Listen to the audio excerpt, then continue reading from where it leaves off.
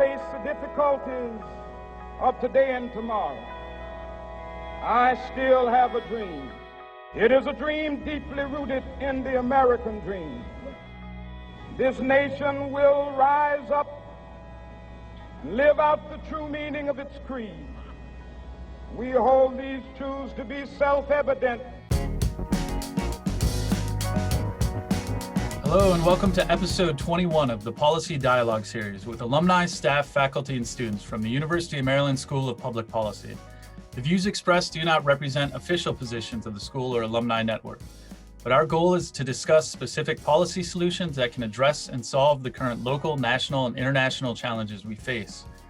We are recording this on April 12th, 2021, and my name is Evan Papp, and I graduated with the class of 2011 with a focus on international security and economic policy. And I'm the executive producer of Empathy Media Lab, which publishes content on labor, political economy, arts, and culture. Joining me is fellow alum, Diva Shrestha, who graduated in 2014. Diva has over 10 years of education experience in the US and Nepal, and is currently a strategy consultant for the Ullens Education Foundation based in Nepal. Previously, she was a director of the Nepal Leadership Academy. Could you begin by talking about how you first got interested in public policy? Yeah, definitely. So I have a background in international studies. So in undergrad, that's what I studied. And I think for whatever reason, for the longest time, I wanted to be a diplomat in Nepal. I think that was, or work at the UN. Like those are some of the most prestigious job opportunities that you grow up looking up to, aside from being a doctor or an engineer or a lawyer, you know, so it's kind of very prescribed. So I studied international studies in undergrad, then got into higher education administration, but I never really let go of this dream of becoming a diplomat because I thought that was super cool. It was like really awesome to do that. But then the more I started looking into how you had to be, or what are the different things that you needed to do to be a diplomat in Nepal, because I'm a Nepali citizen, I got a little disenchanted and discouraged by it. But I still wanted to make some impact and really make sure that you know, whatever I was doing was bringing about a change in the community that I was a part of. And the more I looked into it, I got interested in working with the government. I think when you realize that the true impact happens at the policy level and does the implementation level after that, I decided to look into public policy as a possible graduate program. And that's how I got interested into policy. So I applied, I got in, I studied, and then slowly I kind of then realized that the implementation was where my heart really was. So I kind of moved into the implementation side of things. However, policies as a subject area, policy as very important stance in making a difference and making an impact in the communities that you're part of, local, you know, national government, even at organizational levels. I truly believe that policies are like implementing good policies are the best way to go. So that's kind of like the roundabout answer to how I even got interested into policy. So, did you travel a lot before coming to the US? No, so I had left the country once for like a high school trip to India before coming to the US. I came to the US for my undergraduate studies in 2005 at the age of 19. And that was my first time being very, very far away from family for a long period of time. And you're up in New York for undergrad, was it? Yeah, I was in Rochester, New York for majority of my time, yeah. And then what kind of policies were you most interested when you were looking at the impact of policy?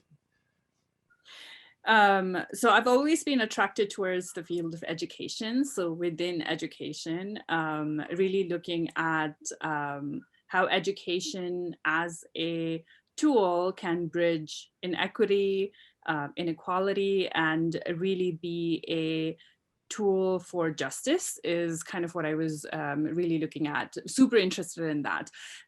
So when I was working in admissions, so my professional background is in admissions, which is a world apart from policy technically, but higher education administration in the US really taught me to look at and understand the systemic challenges to providing opportunities to students to attend college, no matter where they're coming from, primarily looking at the differences in the US education system at the high school level, the public school versus the private school versus the inherent systemic racism surrounding high school education, to even looking at international high schools and, how education really plays a big part in kind of like preparing the next generation of individuals and understanding the socioeconomic and cultural as well as political backgrounds or history of the country and how that dictates the education policy of the country. So within education, I've always been looking at it as a way to really provide that platform and opportunity for people to bring about justice as an important aspect, but aside from that, as a way to really eradicate poverty, inequality, and inequity. Yeah. Very cool. And could you talk about your work in education in Nepal? Yeah, sure. So I, as a director of Nepal Leadership Academy, I was responsible for providing leadership and capacity development trainings for individuals. And I leave individuals as individuals because we worked with people from all kinds of backgrounds. So rural, urban, high school students, college students, and up to even, one of the sessions we did was for the secretary level individuals at the government, right, at the ministries. What's interesting is I was teaching and I was looking at mindset change and behavior change as important tools to bringing about social changes. So not necessarily within the field of education, but since I worked very closely with high schools and colleges, I was part of like dialogues around what kind of education policies needed to be implemented or how to update the current policies and things like that, and really being part of education systems here to understand that further. So I was working with, we had talked about doing teacher training, so worked with teachers. We were really working with the students to really provide them what we called capacity development trainings, but what that also manifested into was teaching them skills to ask questions, critically analyze situations, and really not take, anything that a teacher, and I put a teacher as under quotation, as given, and just like rote learning into passing examinations and leveling up into their education, right? So those things were really important, and those insights really gave me the tools to then talk about the changes in the education system that was necessary in order to make sure that the students were, again, being prepared for the next generation, which requires you to critically analyze things and question things, which is slightly different and new, still considered new in our side of the world. And for someone who doesn't know what the education system and sector is like in Nepal, so obviously in the US, much of our primary and secondary education is funded by taxes. Is it more of a federalized system of education? No, so education here is very different than it is in the US. So we do have public education, and generally it's said up to primary, so up to 5th grade, education in public school system is free. And then in the public school system, the latter part of their education is also heavily subsidized. However, the public school system isn't the best. So families will put their children through private schools. And private schools here are, for lack of better words, I'm just gonna use it, are like businesses. So it's very much for profit. It's not like the private schools outside of Nepal also. It's very much driven by that business mentality of making profit off of students. But the governing body is the Ministry of Education. So they will obviously teach the curriculum that the ministry prescribes, but then, extracurricular activities and things are on the schools. So one of the ways the schools prove that they're better than other schools is either by bringing in curriculum that is international, so A-level curriculum, IB diplomas, like the Indian board, they're considered to be super competitive, so they bring that in, and that again adds to the profitability of the school, and then also extracurricular activities. So just giving you a general idea of how it works. It's a very capitalized system, capitalism system, I guess. But it's not federal, like it's not run by taxpayers' money. It's very much a business model. Thanks for that. And so getting back to what you were saying before about trying to teach kids to think and ask the right questions and almost have like the Socratic approach of not just what to think, but how to think.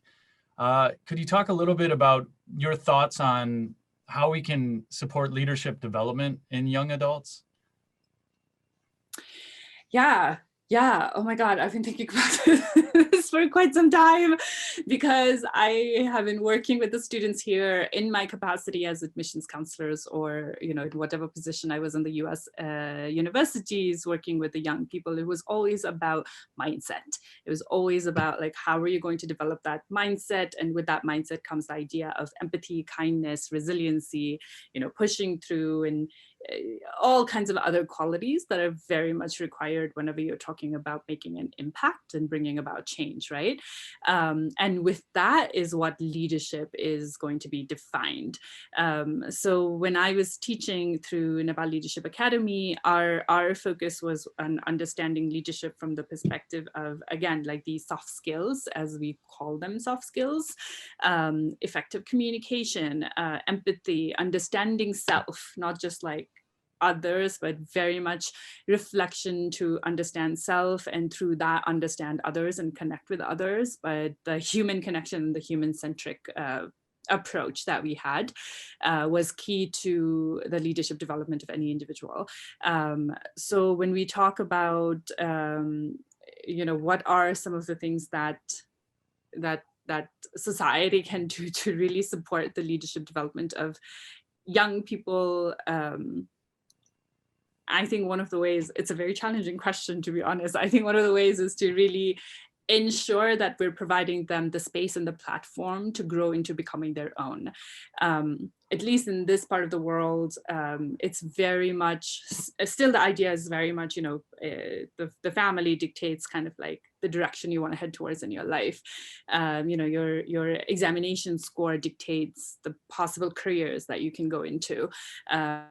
Your parents still have a huge say in what you do, what you study. And if it's anything that is, in a way, like you're taking a risk by not studying medicine, for example, is something that young people still have to fight to become their own. So I think one of the most important thing is to give that space. I think the West does it fairly well. I think we're learning from that, and we need to, but that requires that mindset change, right? For not just the young people, but also the people who are around them, who are our parents, who are the older generation, teachers, every person involved in that young person's life. So creating that space for them also means that you have to create the space for yourself to change and really think about change from that perspective. So I think that is one of the most important things that you can think about when you talk about leadership development, because it's not just like, let me teach you something so that you can become a leader, but it's like, it's a journey. We got to get on this together. I as a mentor, I as a parent, I as a teacher, as I work with a young person, and for the young person to say, as a young person, as I work with my, I guess, elders in the room. I'm generalizing elders, obviously. I think it's really important for the two to go hand in hand. That's like absolutely essential, because it's a process. It's never ending. Just because I teach you something doesn't mean you know everything and I know everything. So I think that's very important to keep in mind, that it's a journey. And there seems to be somewhat of a tension where, in some ways, a lot of schools are teaching to tests and almost this rote memorization to become workers. And there is this whole history of education of how you can generate, workers who follow rules and maybe not necessarily question authority and those type of things. At the same time, we have this social media pressure for everyone to kind of like conform and really change their own internal orientation based on what they're getting from the social media, and trying to instill a gyroscope inside of people so that they know which way is up and down instead of just following which way the winds are blowing. That that is like almost an inherent tension, even where there's not a money-making outcome that is, you know, directly attributable to it. So. Yeah. I mean, we're moving so fast as a society, social media, everything, the technology, or I should say the technological development in Nepal is only about 10 years old. It's not like I remember when I came back 10 years ago and we didn't have internet, you know, and I was applying to college about 20 years ago and we just had internet. And I think that was like one of the first few years that Common App was just becoming online, you know, so we've had to adapt very quickly, especially here in this part of the world, like so quickly that we don't really know how to adapt. And adaptation has been taken the form of understanding a social media platform and not necessarily, again, questioning or analyzing or critically thinking about what is being presented out there and then how to really deal with that. So you wrote that, quote, that you believe that change is only effective if citizens from different generations, genders, socioeconomic and cultural backgrounds co-define the country's evolving perspectives. Could you elaborate on that? Yeah, I think that kind of goes to what I was talking about earlier when we were talking about leadership development, what society can do to support each other, is we really have to work together as a society. I think now I'd like to look up Webster definition of what society is, but I think we've forgotten what the definition of society really is and what its intentions were, right, as a society and a community. So there's, as you talked about the friction as well, there always is going to be this friction between the old and the new, between the young and the old, between you know, anything innovative coming out versus something that you're so used to and has become kind of big part of your life. Anytime that happens, there is going to be friction. And the only way that we can come together and really define the path of the country is if you align at some level. And that's kind of what I mean. Like, we have to come together as a team, right? To say, this is what we want our society to become, or this is what we want our country to become. It's not happening, obviously, because, you know, the agendas of the different individuals and different groups are so different.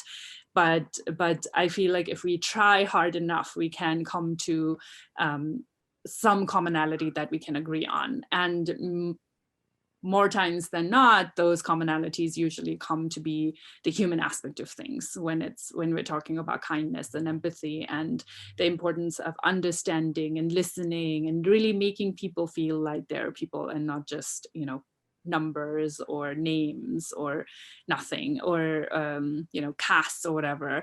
That's a big aspect of that too. So that's kind of what I mean, is like, unless we don't come together as a team from all different facets of life, aspects of life, we're not going to be able to bring in the type of change that we need to make sure that the earth remains. I think that's a good way to say it. It's like, we've seen a lot over the last year to just think about what is possible, what can happen, things that we've obviously not prepared for. And the only way we can really combat all of that is if we come together. Yeah, and I feel that there's always this competition, and that there's the zero-sum game competition where a lot of people and everything's oriented, your gain is my loss and my gain is your loss, versus a harmony of interests where your gain is my gain, and your prosperity will increase my prosperity and everyone else's prosperity. And by working together and harmonizing these self-interests, we grow all more profitable and full of wealth and learning and love and those type of things. So really appreciate everything you're doing in the education sector. So in closing, as we look forward to the rest of 2021 and beyond, where do you see opportunity and hope? Where do I see opportunity and hope? Well, I truly think that I'm an educator at heart. So I think really looking at education as a way to bring these agenda into the minds of the young people, as well as the teachers. I think the teachers get very little credit for all the amazing things that they do. And they are, you know, they've got to teach. They've their day-to-day stuff going on, you know, so they've got their hands full. And if we've seen that this year, we've seen that. They definitely are amazing human beings. So if there's anything that we can do is really invest more in the teachers and the students and the school systems. I'm not even talking about curriculum and redesigning the curriculum, but I think if we put more human resources into education, I think that's where we're going to slowly see the hope. I think it's been very relevant this past year, the experiences that we've had this past year, how underfunded and under-resourced our schools are, our teachers are, and the inequality that we see between the people who are making real difference in people's lives every single day versus you know, businesses and other individuals following capitalistic opportunities. I think it's time to go down to the basics and really start focusing on the people that matter the most. And for me, that's in education, that's teachers, that's our students, because without any of that, I mean, we can look into our experiences. We always have had at least one teacher who's made an tremendous impact into who we've become. We can't say that of, you know, all these super fun and amazing innovative startups. I'm not saying they're not important, I'm saying they're important, but I think it's time to kind of like take a little bit away from that and then put it into education a little bit so that we can create even better individuals who are going to then continue to innovate the right way, I think.